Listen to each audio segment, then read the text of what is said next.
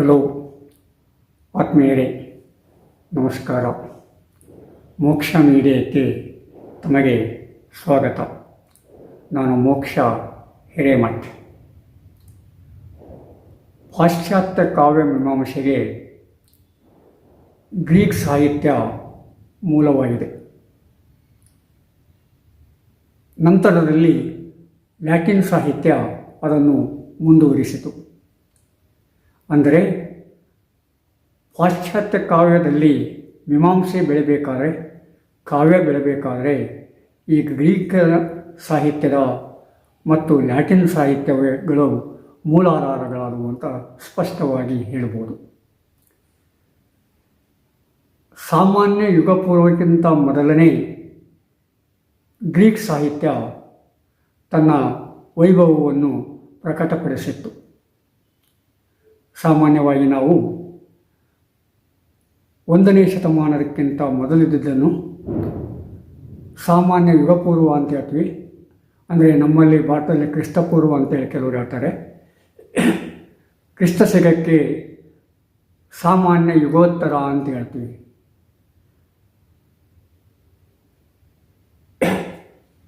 ಹೀಗೆ ಈ ಶಬ್ದಗಳ ಉಪಯೋಗ ಬೇರೆ ಕಡೆ ಆಗ್ತಾ ಇದೆ.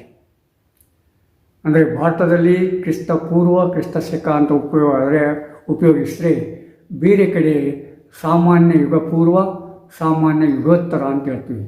ನಾನು ಸಾಮಾನ್ಯವಾಗಿ ಕ್ರಿಸ್ತ ಪೂರ್ವ ಅಂದರೆ 1ನೇ ಶತಮಾನಕ್ಕಿಂತ ಮೊದಲಿಗೆ ಸಾಮಾನ್ಯ ಯುಗಪೂರ್ವ ಅಂತ ಉಪಯೋಗ ಮಾಡ್ತೀನಿ. 1ನೇ ಶತಮಾನದಿಂದ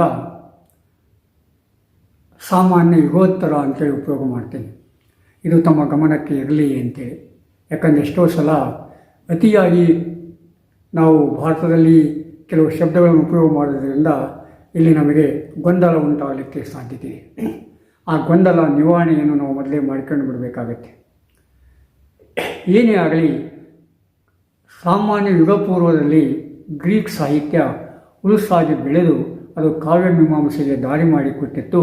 ಕಾವ್ಯ ಮೀಮಾಂಸೆಯನ್ನು ಕೂಡ ಪ್ರಬಲವಾಗಿಸಿತು. ಗ್ರೀಕ್ ಸಾಮ್ರಾಜ್ಯ ಪತನವಾದ ಮೇಲೆ ಅದು ಲ್ಯಾಟಿನ್ ರೋಮ್ ಸಾಮ್ರಾಜ್ಯಕ್ಕೆ ವರ್ಗಾಯಿಸಲ್ಪಟ್ಟಿತು.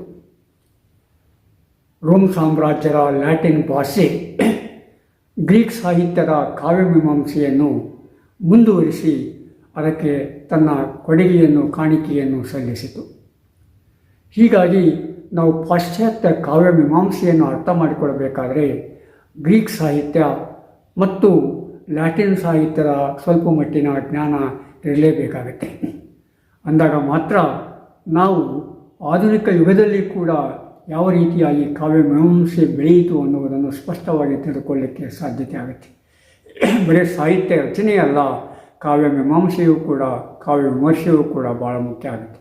ಒಂದು ಸಾಹಿತ್ಯ ಬೆಳೆಬೇಕಾದರೆ ಕಾವ್ಯ ವಿಮರ್ಶೆ ಬೇಕೇ ಬೇಕು. ಕಾವ್ಯ ಮೀಮಾಂಸೆ ಇಲ್ಲದಿದ್ದರೆ ಯಾವುದೇ ಸಾಹಿತ್ಯ ಆಗಲಿ, ಯಾವುದೇ ಸಾಹಿತ್ಯದ ಪ್ರಕಾರಗಳು ಹುಲುಸಾಗಿ ಸಮೃದ್ಧವಾಗಿ ಉನ್ನತವಾಗಿ ಬೆಳೆಯಲಿಕ್ಕೆ ಸಾಧ್ಯತೆ ಇಲ್ಲ. ಹಾಗೆ ಬೆಳೆದಿರ್ತಕ್ಕಂಥ ಸಾಹಿತ್ಯಗಳು ಪ್ರಕಾರಗಳು ಮಹೋನ್ನತವಾಗಿರಬೇಕು.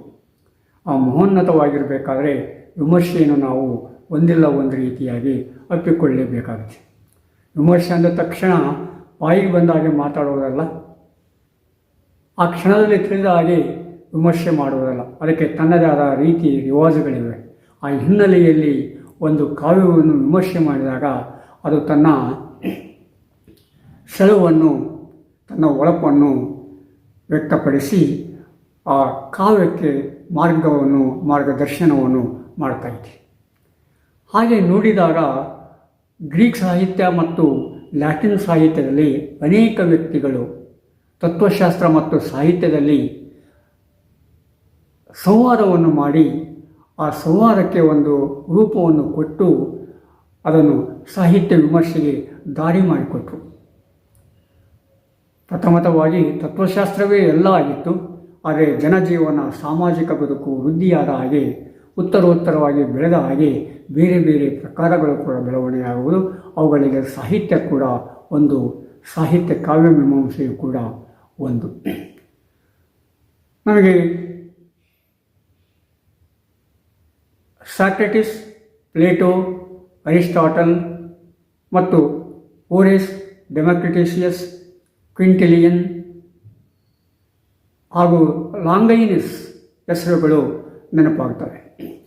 ಕೆಲವರು ಬಹಳ ಚಿರಪರಿಚಿತರಾಗಿಬಿಟ್ರೆ ಗ್ರೀಕ್ ಸಾಹಿತ್ಯದ ಕೆಲವು ಪ್ರಮುಖರು ಬಹಳ ಚಿರಪರಿಚಿತರು, ಯಾವಾಗಲೂ ಅವರ ಹೆಸರುಗಳು ನಾಲಿಗೆಯ ಮೇಲೆ ಸುಳಿದಾಡ್ತಾ ಇರ್ತವೆ. ಅದೇ ರೀತಿಯಾಗಿ ಕೆಲವು ಲ್ಯಾಟಿನ್ ಸಾಹಿತ್ಯದ ಹೆಸರುಗಳು ಕೂಡ ನಮ್ಮಲ್ಲಿ ಇರ್ತವೆ. ಅವುಗಳಲ್ಲಿ ಪ್ರಮುಖವಾಗಿ ಕ್ವಿಂಟಿಲಿಯನ್, ಡೆಮೋಕ್ರಿಟಿಯಸ್, ಹೋರೇಸ್ ಮತ್ತು ಲಾಂಗೈನಸ್. ಇದರಲ್ಲಿ ಕೆಲವರು ಗ್ರೀಕ್ ಮೂಲದವರಾಗಿದ್ದರೆ ಗ್ರೀಕ್ ಸಾಮ್ರಾಜ್ಯ ಪತನ ಆದಮೇಲೆ ಅವರು ರೋಮ್ ಸಾಮ್ರಾಜ್ಯದಲ್ಲಿ ತಮ್ಮ ವಾಸ್ತವ್ಯವನ್ನು ಹೂಡಿ ಲ್ಯಾಟಿನ್ ಭಾಷೆಗೆ ತಮ್ಮ ಕಾಣಿಕೆಗಳನ್ನು ಕೊಟ್ಟರು. ಗ್ರೀಕ್ ಸಾಹಿತ್ಯದಲ್ಲಿರ್ತಕ್ಕಂಥ ಅತ್ಯುತ್ತಮವಾದ ಅಂಶಗಳನ್ನು ಲ್ಯಾಟಿನ್ ಭಾಷೆಗೆ ತಂದರು. ಅಷ್ಟೇ ಅಲ್ಲ, ಅದು ಸಾಮಾನ್ಯವಾದ ಅನುಕರಣೆಯಾಗಿದ್ದರೆ ಅದು ಒಂದು ವಿಶೇಷವಾಗಿತ್ತು. ಪ್ರಾರಂಭದಲ್ಲಿ ಅನುಕರಣೆಯಿಂದ ಪ್ರಾರಂಭ ಆದರೂ ಕೂಡ ಬರ್ತಾ ಬರ್ತಾ ಆ ಅನುಕರಣೆಯ ಪ್ರಭಾವವನ್ನು ಬಿಟ್ಟು ಹೊರಗೆ ಬರಬೇಕಾಗುತ್ತದೆ ಯಾವುದೇ ಒಂದು ಸಾಹಿತ್ಯ ಕೃತಿ ಅಥವಾ ಸಾಹಿತಿ. ಆ ಅನುಕರಣೆಯಲ್ಲಿ ಉಳಿದುಬಿಟ್ರೆ ಅವನು ಹೊಸದನ್ನು ಸೃಷ್ಟಿಸಲಿಕ್ಕೆ ಸಾಧ್ಯತೆ ಆಗೋದಿಲ್ಲ. ಈ ಹಿನ್ನೆಲೆಯಲ್ಲಿ ನಾವು ಈ ಲ್ಯಾಟಿನ್ ಸಾಹಿತ್ಯದ ಬೆಳವಣಿಗೆಯನ್ನು ನೋಡಬೇಕಾಗ್ತದೆ. ಈ ಲ್ಯಾಟಿನ್ ಸಾಹಿತ್ಯಕ್ಕೆ ಕೊಡುಗೆಯನ್ನು ಕೊಟ್ಟಿರ್ತಕ್ಕಂಥ ಪ್ರಮುಖರಲ್ಲಿ ಲ್ಯಾಂಗೈನಸ್ ಅಂತಕ್ಕಂಥ ಒಬ್ಬ ಪ್ರಬಂಧಕಾರ ಕೂಡ ಭಾಳ ಮುಖ್ಯ ಆಗ್ತಾನೆ. ಈ ಲಾಂಗೈನಸ್ ಬರೆದಿರ್ತಕ್ಕಂಥ ಪ್ರಬಂಧ ಆನ್ ದ ಸಬ್ಲೈಮ್ ಸಾಮಾನ್ಯವಾಗಿ ಇಂಗ್ಲೀಷ್ ಸಾಹಿತ್ಯದ ವಿದ್ಯಾರ್ಥಿಗಳಿಗೆ ಗೊತ್ತಿರ್ತದೆ. ಒಂದಿಲ್ಲ ಒಂದು ರೀತಿಯಾಗಿ ಅದನ್ನು ಓದಿರ್ತೀರಿ ಅಥವಾ ಕೇಳಿರ್ತೀರಿ. ಯಾಕಂದರೆ ಸಾಹಿತ್ಯದಲ್ಲಿ ಆನ್ ದ ಸಬ್ಲೈಮ್ ಇಲ್ಲದಿದ್ದರೆ ನೀವು ಮುಂದುವರಲಿಕ್ಕೆ ಸಾಧ್ಯತೆ ಇಲ್ಲ. ಸಾಹಿತ್ಯ ಏನಾಗುತ್ತೆ ಅಲ್ಲಿಗೆ ಮುಟುಕಿಕೊಂಡು ಬರುತ್ತದೆ. ಕಾವ್ಯ ವಿಮರ್ಶೆ ಮತ್ತು ಆನ್ ದ ಸಬ್ಲೈಮ್ಗಳು ಬೇಕೇ ಬೇಕಾಗ್ತದೆ. ಒಬ್ಬ ಮನುಷ್ಯ ಬೆಳವಣಿಗೆ ಆಗಬೇಕಾದ್ರೆ, ಕಾವ್ಯ ಬೆಳವಣಿಗೆ ಬೇಕಾದರೆ, ಸಾಹಿತ್ಯದ ಪ್ರಕಾರಗಳ ಬೆಳವಣಿಗೆ ಬೇಕಾದರೆ, ಸಾಮಾಜಿಕ ಬದುಕು ಸ್ವಚ್ಛವಾಗಿ, ಸ್ಥಿರವಾಗಿ, ವೃದ್ಧಿಯಾಗಿ, ಉತ್ತರೋತ್ತರವಾಗಿ ಬೆಳಬೇಕಾದರೆ ಅದು ಬೇಕೇ ಬೇಕು. ಈ ಸಬ್ಲೈಮ್ ಅಂತಕ್ಕಂಥ ಶಬ್ದವನ್ನು ಗ್ರೀಕ್ನಿಂದ ಪಡೆದುಕೊಂಡ ಲಾಂಗೈನಸ್ ಒಬ್ಬ ಪ್ರಮುಖ ಪ್ರಬಂಧಕಾರ. ಅವನ ಬಗ್ಗೆ ನಮಗೆ ಸಾಮಾನ್ಯ ಯುಗೋತ್ತರ 1ನೇ ಶತಮಾನದಲ್ಲಿಂದ ಅಂತ ಹೇಳ್ತಾರೆ. ಆದರೆ ಅವನ ಇರುವಿಕೆಯ ಬಗ್ಗೆ ನಿರ್ದಿಷ್ಟವಾದ ಅಂಶಗಳು ನಮಗೆ ಸಿಗ್ತಾ ಇಲ್ಲ. ಕೆಲವರು ಅವನನ್ನು ಮಧ್ಯಯುಗಕ್ಕೆ ಕೂಡ ಕರೆದುಕೊಂಡು ಹೋಗ್ತಾರೆ, ಇನ್ನು ಕೆಲವರು ಆಧುನಿಕ ಯುಗಕ್ಕೆ ಕೂಡ ಕರ್ಕೊಂಡು ಬರ್ತಾರೆ. ಆದರೆ ಒಂದು ಮಾತು ಮಾತ್ರ ಸತ್ಯ, ಆ ಲಾಂಗೈನಿಸ್ನ ಆನ್ ದ ಸಬ್ಲೈಮ್ ಪ್ರಬಂಧ ಏನಿದೆಯಲ್ಲ, ಆಧುನಿಕ ಕಾಲದ ಸಾಹಿತ್ಯವನ್ನು ಕೂಡ ಪ್ರೇರೇಪಿಸಿರುವುದು ನಿರ್ವಿವಾದ. ಆಧುನಿಕ ಸಾಹಿತ್ಯವನ್ನು ಪ್ರೇರೇಪಿಸಿದರೂ ಕೂಡ, ಮಧ್ಯಯುಗದ ಸಾಹಿತ್ಯವನ್ನು ಪ್ರೇರೇಪಿಸಿದರೂ ಕೂಡ ಅವನನ್ನು ಆಧುನಿಕ ಕಾಲದ ವ್ಯಕ್ತಿಯನ್ನಾಗಲಿ ಮಧ್ಯಯುಗದ ವ್ಯಕ್ತಿಯನ್ನಾಗಲಿ ಮಾಡಲಿಕ್ಕೆ ಸಾಧ್ಯತೆ ಇಲ್ಲ. ಏನೇ ಆಗಲಿ, ಬಹಳ ವಿಮರ್ಶಕರ ಪ್ರಕಾರ ಲಾಂಗೈನಿಸ್ ಸಾಮಾನ್ಯ ಯುಗೋತ್ತರ 1ನೇ ಶತಮಾನದ ಒಂದು ಕಾಲದಲ್ಲಿ ಬಾಳಿದ್ದ ಅಂತೇಳಿ. ಅವನು ಆನ್ ದ ಸಬ್ಲೈಮ್ ಅಂತಕ್ಕಂಥ ಪ್ರಬಂಧ ಸೃಷ್ಟಿಸ್ತಾನಲ್ಲ, ಆ ಸಬ್ಲೈಮ್ ಅಂತಕ್ಕಂಥ ಶಬ್ದವನ್ನು ಗ್ರೀಕ್ ಭಾಷೆಯಿಂದ ತೆಗೆದುಕೊಳ್ತಾನೆ. ಗ್ರೀಕ್ನಲ್ಲಿ ಅದಕ್ಕೆ ಪೆರಿಪಾಸ್ ಅಂತ ಹೇಳ್ತಾರೆ. ಇವನು ಅದನ್ನು ಟ್ರಾನ್ಸ್ಪೋರ್ಟ್ ಮಾಡಿಕೊಳ್ತಾನೆ. ಅಂದರೆ ಟ್ರಾನ್ಸ್ಪೋರ್ಟ್ ಮಾಡೋದು ಬೇರೆ, ಅನುಕರಿಸೋದು ಬೇರೆ. ಅಲ್ಲಿ ಬೇರೆ ಬೇರೆ ರೀತಿಯಾಗಿ ಕ್ರಿಯೆಗಳನ್ನು ನಾವು ನಿರ್ವಹಿಸ್ತಾ ಇದ್ದಾವೆ. ಇವನೇನು ಮಾಡ್ತಾನೆ, ಪೆರಿಪಾಸ್ ಶಬ್ದವನ್ನು ಆನ್ ದ ಸಬ್ಲೈಮ್ ಅಂತೇಳಿ ಟ್ರಾನ್ಸ್ಪೋರ್ಟ್ ಮಾಡಿಕೊಂಡು ಅದರ ಮೇಲೆ ಪ್ರಬಂಧವನ್ನು ರಚನೆ ಮಾಡ್ತಾನೆ. ಕ್ರಿಸ್ತ ಸಾಮಾನ್ಯ ಯುಗೋತ್ತರ 1ನೇ ಶತಮಾನದಲ್ಲಿ ಅದನ್ನು ಬರೆದರೂ ಕೂಡ ಅದು ಇವತ್ತಿಗೂ ಕೂಡ ಸಾಹಿತ್ಯ ವಿಮರ್ಶೆಯನ್ನು ಪ್ರೇರೇಪಿಸ್ತಾ ಇದೆ. ಅದು ಪೌರಾತ್ಯ ಸಾಹಿತ್ಯ ಇರಬಹುದು, ಪಾಶ್ಚಿಮಾತ್ಯ ಸಾಹಿತ್ಯ ಇರಬಹುದು, ಎರಡರ ಮೇಲೆ ಅದು ತನ್ನ ಗಾಢವಾದ ಪ್ರಭಾವವನ್ನು ಬೀರಿದೆ ಅಂತೇಳಿ ಸ್ಪಷ್ಟವಾಗಿ ನಾವು ಹೇಳ್ಬೋದು.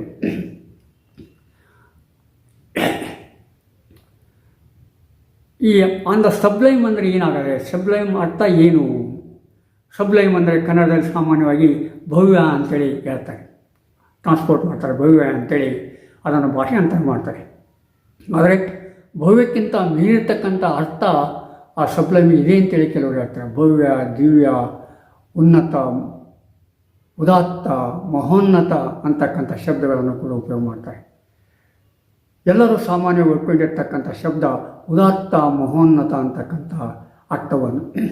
ಅಂದರೆ ಯಾವುದೇ ಒಂದು ಸಾಹಿತ್ಯ ಕೃತಿ, ಸಾಹಿತ್ಯ ಪ್ರಕಾರ ಅಥವಾ ಸಾಹಿತಿ ಉದಾತ್ತ ಭಾವನೆಗಳನ್ನು ಅವರಲ್ಲಿ ಓದುಗರಲ್ಲಿ ಪರಿಣಾಮ ಮಾಡಿರಬೇಕು, ಮಹೋನ್ನತೆಯ ಕಡೆಗೆ ಅವರನ್ನು ಕೊಂಡೊಯ್ಯಬೇಕನ್ನೋದು ಭಾಳ ಮುಖ್ಯ ಆಗುತ್ತೆ. ಈ ಹಿನ್ನೆಲೆಯಲ್ಲಿ ನಾವು ಆನ್ ದ ಸಬ್ಲೈಮ್ ಶಬ್ದವನ್ನು ಅರ್ಥ ಮಾಡಿಕೊಳ್ಬೇಕಾಗ್ತದೆ. ಈ ಆನ್ ದ ಸಬ್ಲೈಮ್ ಶಬ್ದ ಏನಿದೆಯಲ್ಲ, ಇದು ಲಾಂಗೈನಸ್ನ ಪ್ರಕಾರ ಇದು ಅನೇಕ ಸಾಹಿತ್ಯದ ಅಂಶಗಳನ್ನು ಒಳಗೊಂಡಿರ್ತದೆ.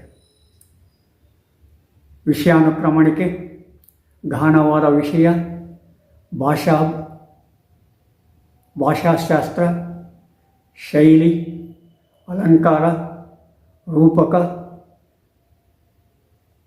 ಪರಿಣಾಮ ಇತ್ಯಾದಿಗಳನ್ನೆಲ್ಲ ಅದು ಒಳಗೊಂಡಿರ್ತದೆ. ಯಾವುದೇ ಒಂದು ಸಾಹಿತ್ಯ ರೂಪಿತವಾಗಬೇಕಾದ್ರೆ, ಶುದ್ಧಿಸಬೇಕಾದ್ರೆ ಗಹನವಾದ ವಿಷಯ ಇರಬೇಕು, ಆ ಗಹನವಾದ ವಿಚಾರ ಇರಬೇಕು. ಆ ಗಹನವಾದ ವಿಚಾರಕ್ಕೆ ಗಹನವಾದ ಶೈಲಿಯಲ್ಲಿ ಅದನ್ನು ರೂಪಿಸಬೇಕಾಗ್ತದೆ. ಈಗ ಏನಾಗುತ್ತೆ, ಕೆಲವು ಸಲ ವಿಚಾರ ಗಹನವಾಗಿರ್ತದೆ, ವಿಷಯ ಗಹನವಾಗಿರ್ತದೆ, ಆದರೆ ಅದನ್ನು ರೂಪಿಸ್ತಕ್ಕಂಥ ಶೈಲಿ ಭಾಳ ಕೆಳಮಟ್ಟದ್ದಾಗಿರ್ತದೆ. ಆಗ ಏನಾಗ್ತದೆ, ಈ ಶೈಲಿ ಮತ್ತು ವಿಚಾರಗಳ ನಡುವೆ ಹೊಂದಾಣಿಕೆ ಆಗೋಲ್ಲ. ಹೀಗಾಗಿ ಎಲ್ಲೋ ಒಂದು ಕಡೆ ಈ ಮಹೋನ್ನತೆಯ ಕಡೆಗೆ ಹೋಗಲಿಕ್ಕೆ ಸಾಧ್ಯತೆ ಇದೆ. ಕೆಲವು ಸಲ ಶೈಲಿ ಇರ್ತೈತೆ, ಆ ಶೈಲಿಗೆ ತಕ್ಕಂತೆ ಭಾಷೆ ಇರೋದಿಲ್ಲ, ಶಬ್ದ ಸಂಪತ್ತು ಇರೋದಿಲ್ಲ, ಭಾಷಾ ಸಂಪತ್ತು ಇರೋದಿಲ್ಲ. ಬರೀ ಶೈಲಿಯನ್ನು ಉಪಯೋಗ ಮಾಡಿಕೊಂಡು ಭಾಷಾ ಸಂಪತ್ತಿಲ್ಲದೆ, ಶಬ್ದ ಸಂಪತ್ತಿಲ್ಲದೆ ಬರೀ ಶೈಲಿಯ ಮೇಲೆ ನಾವು ಆ ಡೊಂಬರ ಆಟ ಆಡಿದರೆ ಅದು ಅಷ್ಟು ಸರಿಯಾಗಿ ಆಗೋದಿಲ್ಲ. ಆ ಶೈಲಿಗೆ ತಕ್ಕಂತೆ, ಭಾಷಾಶಾಸ್ತ್ರಕ್ಕೆ ಭಾಷಾ ಸಂಪತ್ತಿಗೆ ತಕ್ಕಂತೆ, ಶಬ್ದ ಸಂಪತ್ತಿಗೆ ತಕ್ಕಂತೆ ನಾವು ಅದನ್ನು ರೂಪಿಸಬೇಕಾಗ್ತದೆ. ಈ ಭಾಷಾ ಸಂಪತ್ತು, ಶಬ್ದ ಸಂಪತ್ತು, ಶೈಲಿಯನ್ನು ಒಳಗೊಂಡಿರ್ತಕ್ಕಂಥ ಅಲಂಕಾರ ಬೇಕಾಗ್ತದೆ.